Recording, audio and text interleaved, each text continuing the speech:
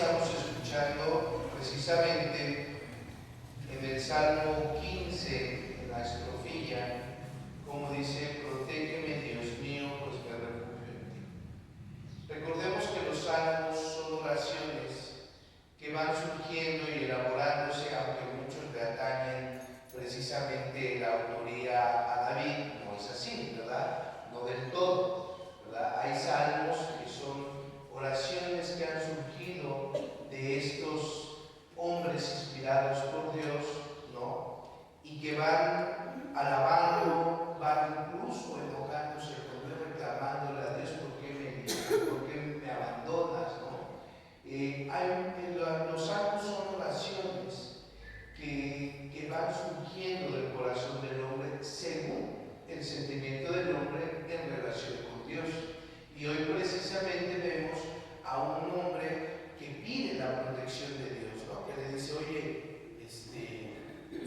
protégeme, Dios mío, me refugio en ti. O sea, tú eres mi Dios, tú eres mi Salvador, pero, ¿verdad? Pues obviamente hay alrededor personas que no son afines a mí, personas que buscan el mal, personas que me envidian, ¿no? Personas que, pues, de alguna manera buscan mi destrucción, o personas infieles, o personas que no creen en ti. Por eso protégeme, ¿no? Protégeme del mal, protégeme de todas estas adversidades.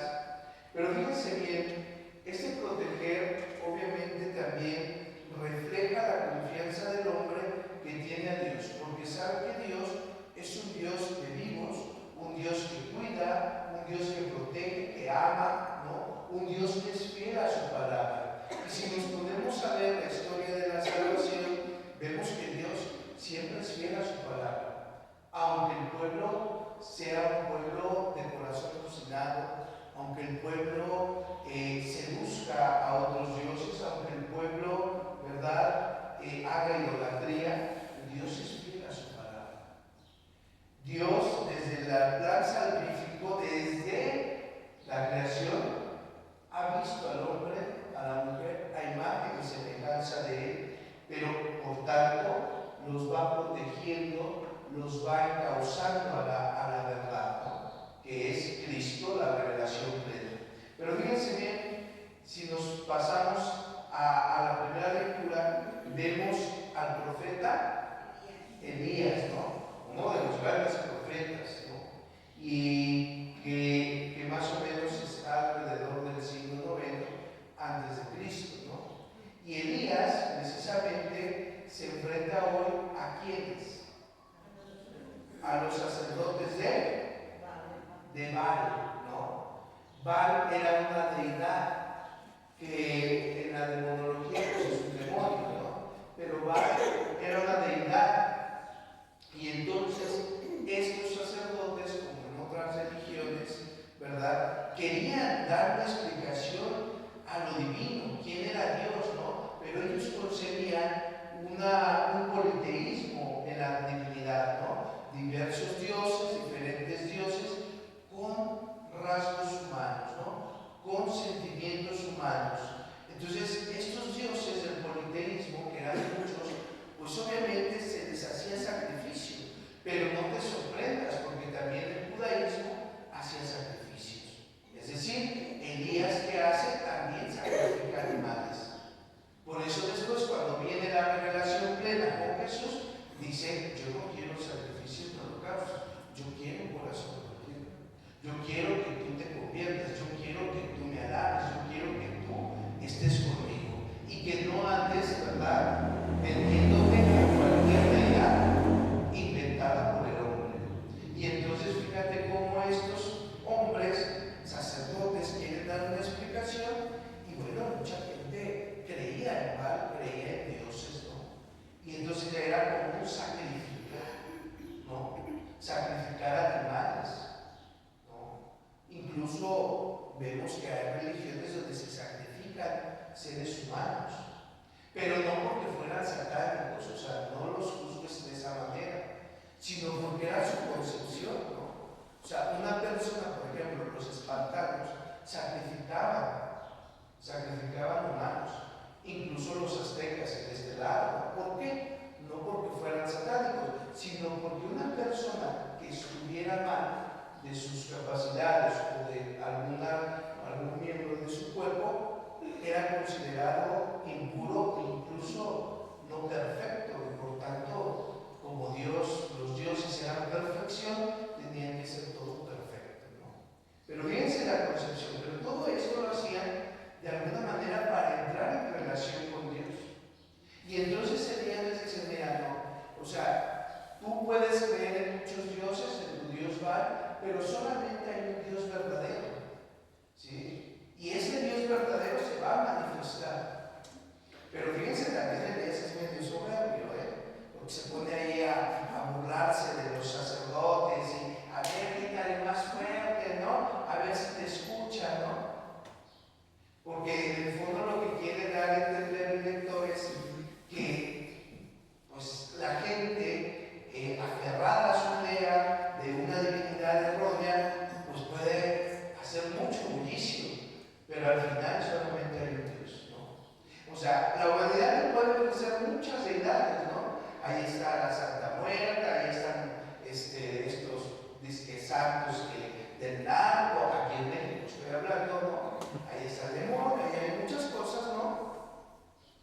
Pero al final podrán hacer mucho bullicio y al final solamente la realidad es que hay un Dios trino que ama, que protege, que es fiel a su palabra, que te cuida y que algún día, en su momento, se va a manifestar en tu vida, que de hecho se manifiesta todos los días, ¿no? Y entonces le dice, a ver, pues métele más, porque creo que no nos está escuchando su Dios, ¿no?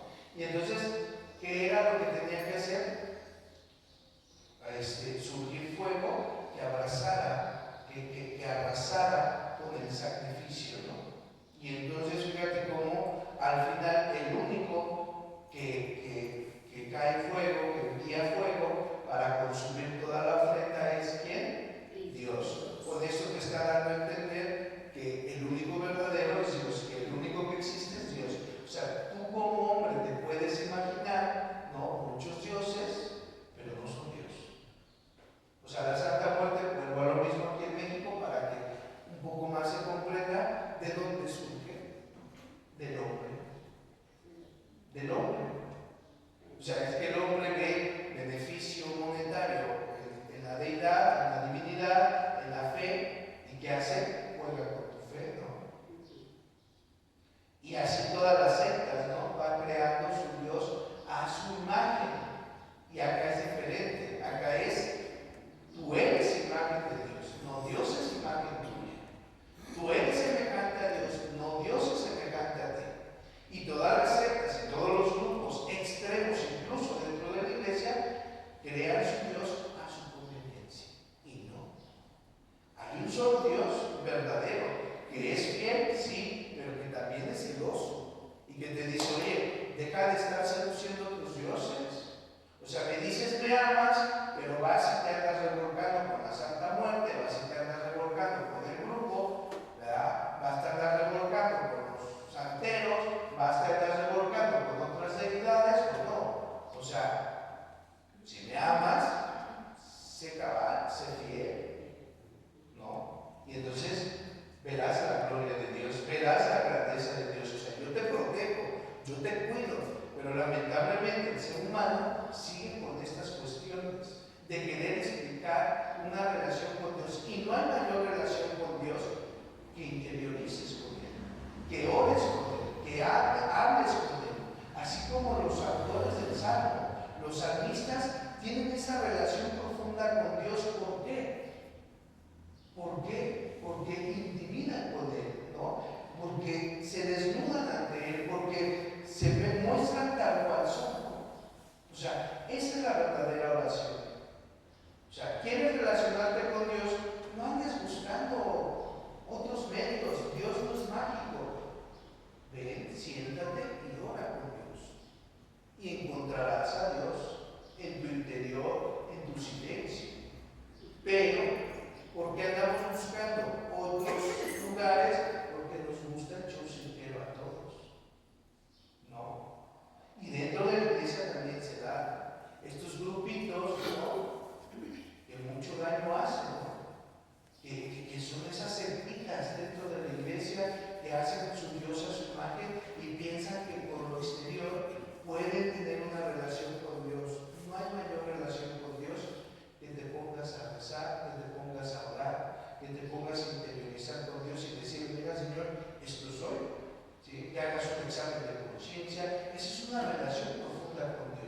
Así eran los salmistas. Y ven, miles de años y seguimos alabando con la oración, con el salmo a Dios. No, ahí está. ¿No? Y por eso dice Jesús, yo no he venido a abolir la ley. No es que Jesús venga y te cambie todo el panorama. No, no, no. Jesús viene a darte el sentido verdadero de seguir, de entrar en comunión con Dios. Ese es, Dios es la revelación. Jesús es la revelación plena del Padre. Yo no he venido a abolir. Yo no he venido a quitar, como muchos pensamos, ¿no? O sea, fíjate, dentro del mismo cristianismo había unos que decían, ¿para qué sirve seguir las leyes judías, ¿no? Dentro de los mismos grupos primarios del cristianismo, ¿para qué sirve seguir las leyes de los judaicos? Nosotros ya somos diferentes, nosotros somos distintos, ¿no? A ver, entiende que hay un proceso, entiende que hay una normativa, entiende que no es para que tú te esclavices, sino para que tú te salves. Muchos de nosotros, ¿verdad?, lo hemos tomado del judaísmo. Y esa es una cuestión que no puedes cambiar. ¿Sí? O sea, no puedes agarrar y decir, esos judíos hijos de la fregada, ¿no? Porque son nuestros hermanos mayores en la fe. Que nosotros hemos aceptado la revelación de Cristo, bueno. Pero fíjate, porque si no caemos en el sectarismo. ¿Qué hace el sectarismo? Aparte de crear sus dioses, empiezan a atacar a la iglesia, ¿no? La iglesia es esto, la iglesia es una ramera, la iglesia es... pues sí, mijo, pero ¿de dónde saliste? De la ramera. No. O sea, te quejas y sales de ahí. Todo lo tomas de ahí. ¿Sí o no? O sea, por eso me cuestiona el sectarismo, porque el sectarismo hace eso, ¿no? Nos habla que somos rameros, que estamos llenos nuestras iglesias, ¿no? De borrachos, de adúlteros, de tanta cosa. Y dices, pues ¿de dónde saliste? Pues tú también eres un aborto de la iglesia, ¿verdad? Le digo yo a la gente sectaria, ¿no? Y ya se queda así. ¿De dónde tomaste la Sagrada Escritura? De la iglesia. Tú ni existías. ¿De dónde sacaste tu ritual, tu amor, tu palabra, incluso el chorro que le echas a la gente? De los judíos. Entonces, sales de la iglesia y llegas a la iglesia, pues no hagamos lo mismo. Somos parte del pueblo judío, sí. No son nuestros hermanos, no reconocen, oremos por ellos. Pero los salmos, ¿de dónde los tomamos? De los judíos. Antiguo Testamento, de los judíos.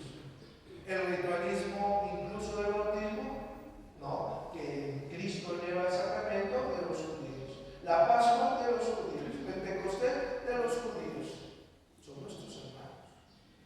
Entonces, fíjate cómo dice Jesús, dice, yo he venido no a morir, sino a traer plenitud. Que entiendas por qué la ley, por qué el ritualismo, por qué esto, ¿sí?